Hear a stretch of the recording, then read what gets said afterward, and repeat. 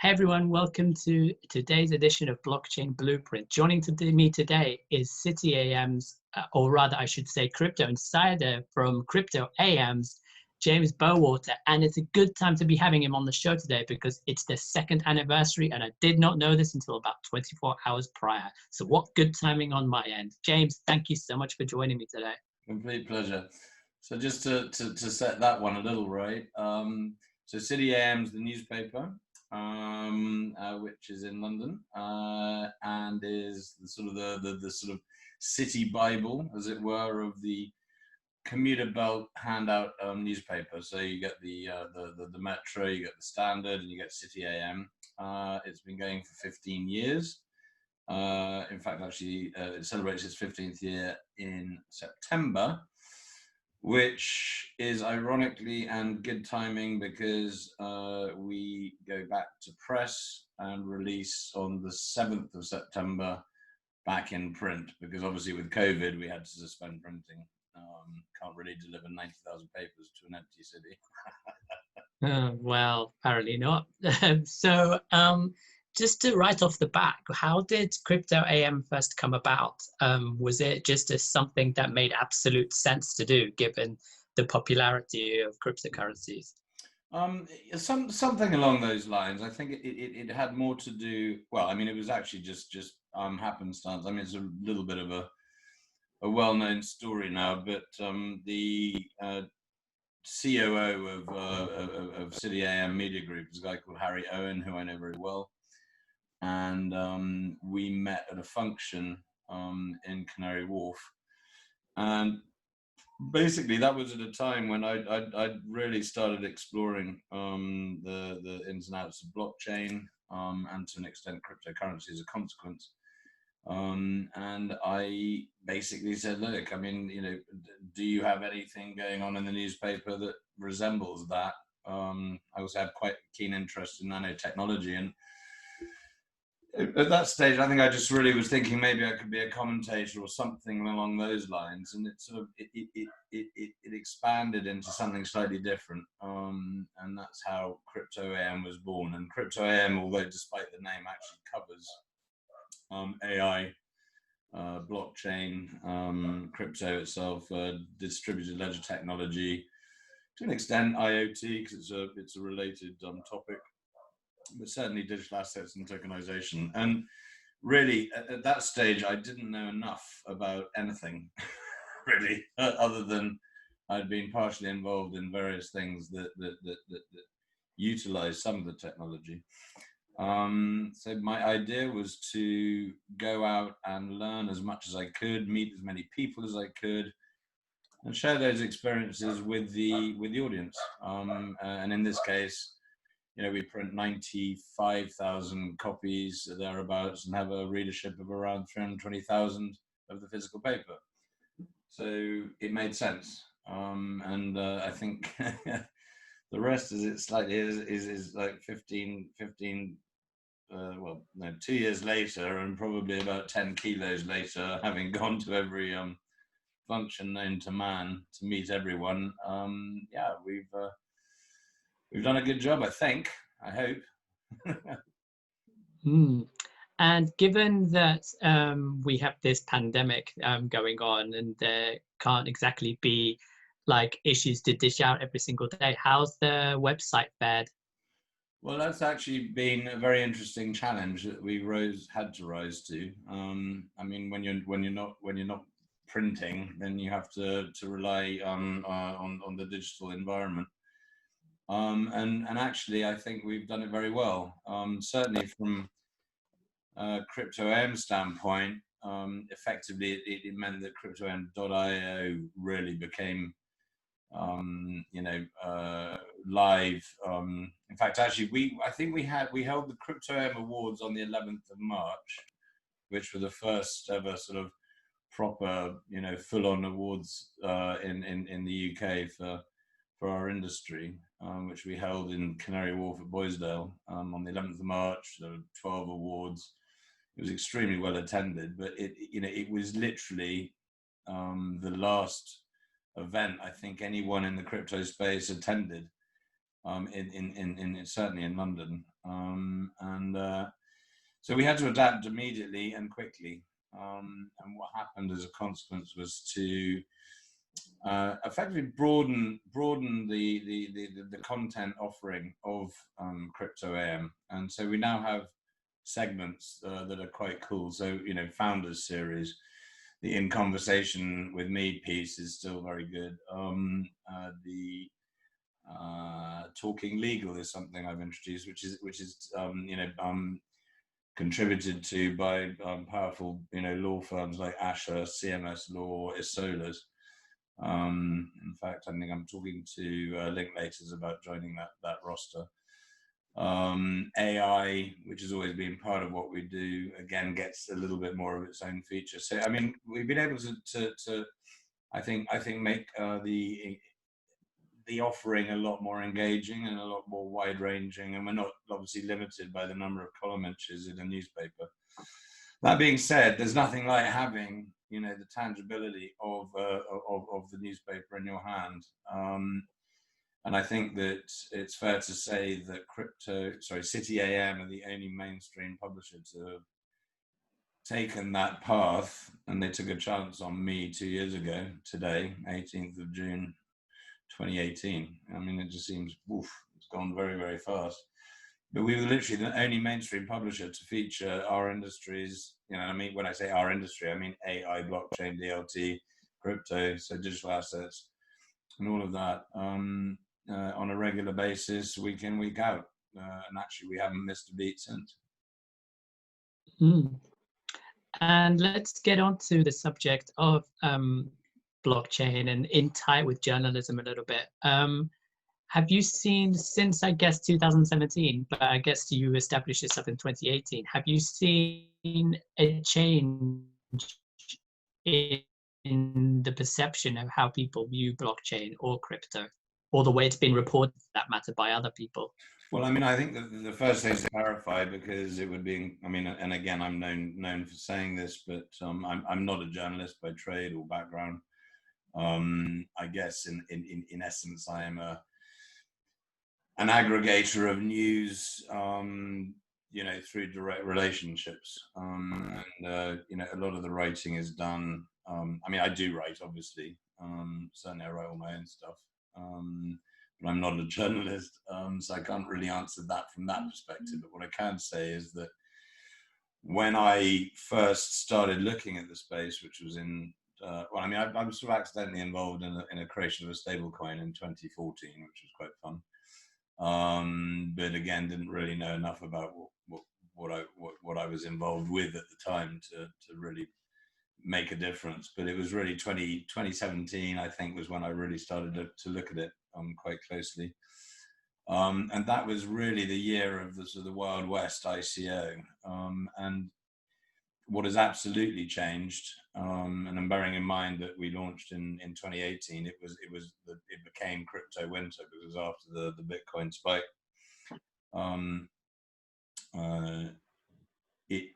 what's happened is that a lot of the projects that were unnecessary have gone. Sadly, some good projects have also gone, which is a sadness. But it is definitely the case that it's the survival of the good for the most part, and I think that's really what's going to come out, and that's really been the shift. With regulatory change and all the rest of it is vital. I think it's been a very from the difference between then and now is marked, and it's for the positive, I think. And do you see that happening in the next bull run, whenever that may be? Because as we're seeing is that Bitcoin's at that, it's kind of flirting with that $10,000 kind of region, kind of almost raring to go again. Yeah, I mean, I think, look, I mean, listen, there's no question that people get very overexcited about pricing, but I mean, and that's only to be expected for people who are into the trader environment, and the speculative nature of crypto and the volatility of crypto lends itself very well to, those sorts of trading things. I mean, you only have to look at Binance, who featured in today's edition of Crypto Insider. You know, what they've done in 3 years is astonishing. But that's born out of the desire to trade. I mean, I think, you know, if we look at it from a technological standpoint, the technology, it provided it serves a purpose, and that it's not just being done because it's blockchain. In other words, it's actually doing something that makes sense. You know, this is a slow and steady race. It's not things that are happening overnight. And I think that, you know, we're still very early stage. It's a nascent industry. There's no question about it. There are some very good actors, and then some not so good actors, obviously. But I think that the projects that will survive are the ones that have utility and purpose. And yeah, I mean, a lot of because of the nature of, you know, the ICOs, STOs, or whatever. There were an awful lot of projects that were just being done because they could be done rather than they needed to be done. And those were always doomed to fail, because if there's no use, you know, if there's no way to use something, then there's no revenue, then there's no purpose. It's cart, horse, you know, that kind of thing. Absolutely. And do you think, or rather, are there any blockchain or crypto projects that excite you at the minute?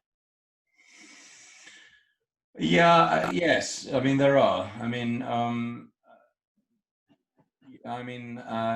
look, I think I'm slightly biased because I sort of sought them out very early on before any of the crypto AM things started. I mean, I am a well-known advocate of the Cardano project,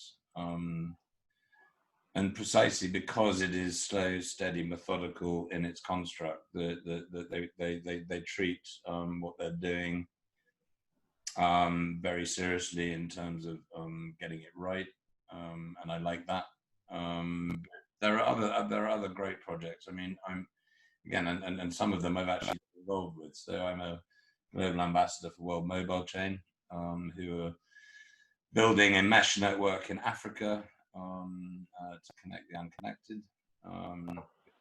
Obviously, is a very good ambition, but I mean, it's more than that. It's providing light and energy and telecommunications to communities that are effectively off the grid.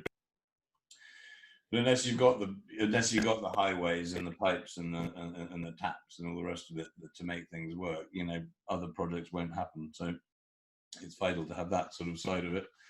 And it also means you know, by utilizing the blockchain scenario and privacy, there could be self-sovereign data on that system. So again, I think, you know, sovereign data is going to be a massively important thing going forward.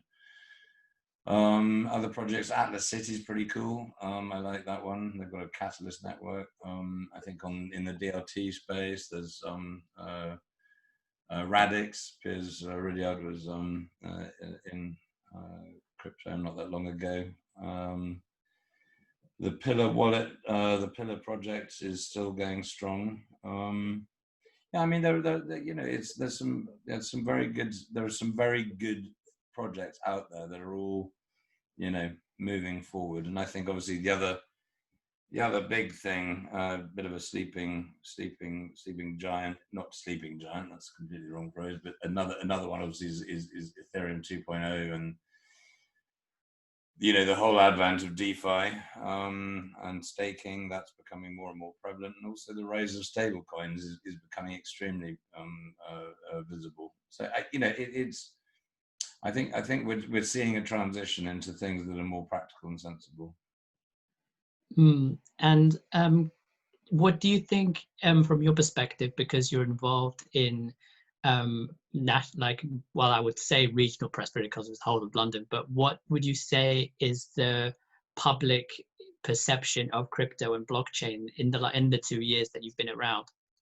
Well, I think it's getting more and more visibility, and I think that actually one of the interesting things as a consequence of the pandemic is the focus on decentralized operations, and those who were already functioning as a decentralized company or organization made the transition to home very quickly. So Signatize, who had had their fourth birthday this year, and they appeared in this week's so yeah, they do authorized signatories. So I mean, laws have to change, and ways of doing things have to change if we can't physically meet one another. And obviously, blockchain engenders trust and immutability. So if you can make those things happen that way, then that's got to be a useful thing. So I think people know more and more about the technologies that are being used. I mean, COVID testing again. It means that you're going to have, in order to travel again, you're going to have immunity passports.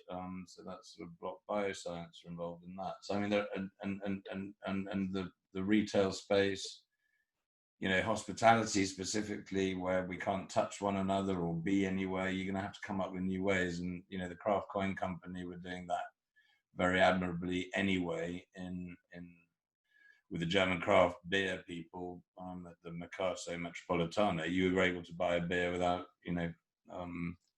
just by using your wallet and your app. So I mean, the practical functions that actually play very well into this COVID environment are very interesting as well. And I think that the public will know more and more and more about that.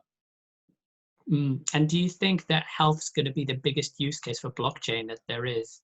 Not just because we're in a pandemic, but also because it just, for people, it might make the most sense.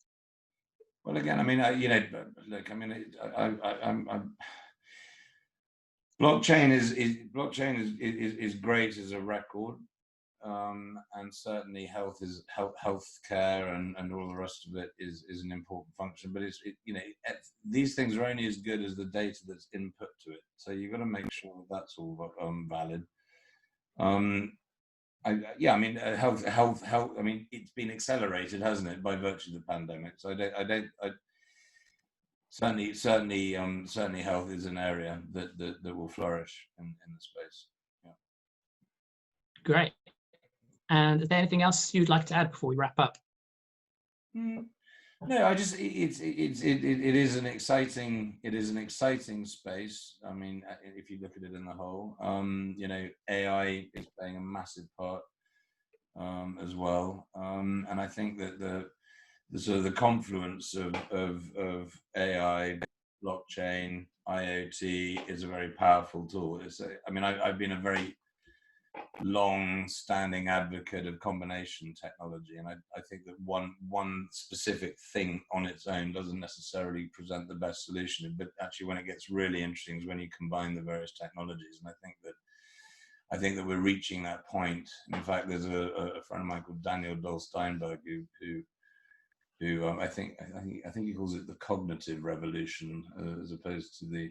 I think he calls it the cognitive revolution. I mean, forgive me if I got that wrong, but I mean, we talk about we're in the fourth industrial revolution, but actually, I think he's probably got it right. That is when you combine all of this stuff. Fetch AI, for example, are doing talking about having autonomous economic agents. So, more and more we as people won't have to do so much when we can rely on other technologies to do it for us. And again, I think that with this pandemic, that's just an accelerant to everything that we've been talking about in theory will now become in practice much quicker than we envisaged. Yeah, we're entering a brave new world, as Aldous Huxley once said. So whether that's ominous or optimistic, time will tell. But finally, if people want to reach out to you, how can they do so? It's easy. My email address is james.bowater@cityam.com. I think my LinkedIn is pretty obvious. And I think my Twitter is @cityam_crypto.